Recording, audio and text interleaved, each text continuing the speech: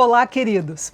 O povo de Israel sabia que para ser uma comunidade bem-sucedida, eles dependiam da confiança em Deus e da lealdade de uns para com os outros. Pois bem, nesse ponto da história, Israel já havia vencido os midianitas e aquela região era especialmente apropriada para a criação de ovelhas, cabras e gado. Então, os líderes das tribos de Ruben e Gade, que eram donos de rebanhos numerosos, desejaram aquelas terras como herança. Por isso eles foram falar com Moisés, com o sacerdote Eleazar e com os líderes da comunidade, pedindo para terem aquelas terras como herança e não precisar atravessar o Jordão para morar em Canaã, como era previsto. O interessante é que o grande desejo das tribos de Israel era justamente atravessar o Jordão para tomar posse da terra prometida. Mas agora as tribos de Ruben e Gade estavam satisfeitas em ficar ali mesmo, no lado leste do Rio Jordão. Aquilo não estava soando nada bem para Moisés e ele ficou indignado. Ele temia que as tribos de Ruben e Gade estivessem desertando e que isso acabasse por desencorajar as outras tribos de cruzar o Rio Jordão para tomar posse da terra. A atitude de Moisés fazia sentido. Se você deseja avançar nas coisas do Senhor, você não pode andar na companhia daqueles cristãos que estão contentes e acomodados com o que têm e onde estão. Essa atitude é uma atitude contagiosa. Quando não estamos com o nosso coração totalmente voltado para o Senhor, ficamos vulneráveis às influências das coisas carnais e desanimadoras que estão ao nosso redor.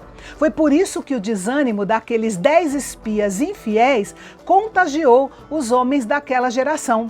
Se eles tivessem seguido inteiramente ao Senhor, como fizeram Josué e Caleb, aquele relatório desanimador não teria influenciado nenhum deles para a incredulidade. Moisés queria que eles tivessem consciência de que haveria batalhas para a conquista da terra prometida e que todos deveriam estar juntos para lutar.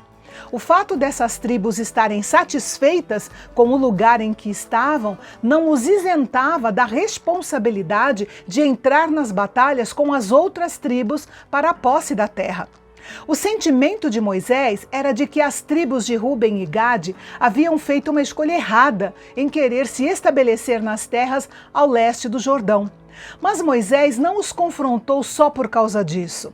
Ora, se um cristão se contenta em ter menos do que a vida cristã abundante pode lhe dar, não se pode fazer nada. Mas quando essa passividade começa a afetar os outros, aí isso deve ser confrontado.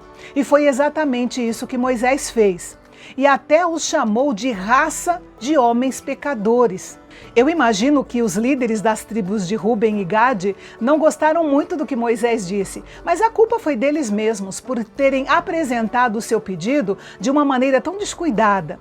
Mas então eles explicaram direitinho, com calma, para Moisés que eles estavam dispostos a enviar as tropas para ajudar as outras tribos na conquista das terras do outro lado do Rio Jordão. E assim a questão foi resolvida. Mesmo estando instalados a leste do Rio Jordão, os homens de Ruben e Gade lutariam ao lado das outras tribos até que Canaã tivesse sido conquistada.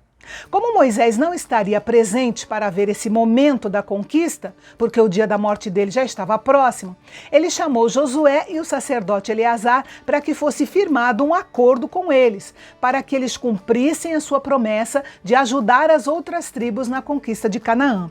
E assim, aquelas terras foram dadas aos filhos de Gade, aos filhos de Ruben e à metade da tribo de Manassés, filho de José. Aqui nós vemos que entra outra tribo, na verdade metade dela, da tribo de Manassés, que também estava contente em se estabelecer do lado leste do Rio Jordão, junto com as outras duas tribos.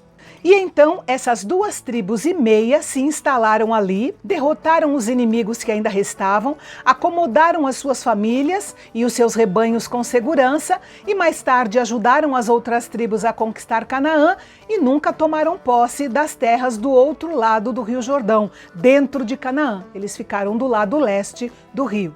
E a 32ª palavra de bênção de Números é: A posse da terra prometida ilustra as diferentes formas de como os cristãos se relacionam com a vontade de Deus e a herança que Ele tem para nós em Jesus Cristo. Alguns são como as gerações mais velhas de israelitas que pereceram no deserto.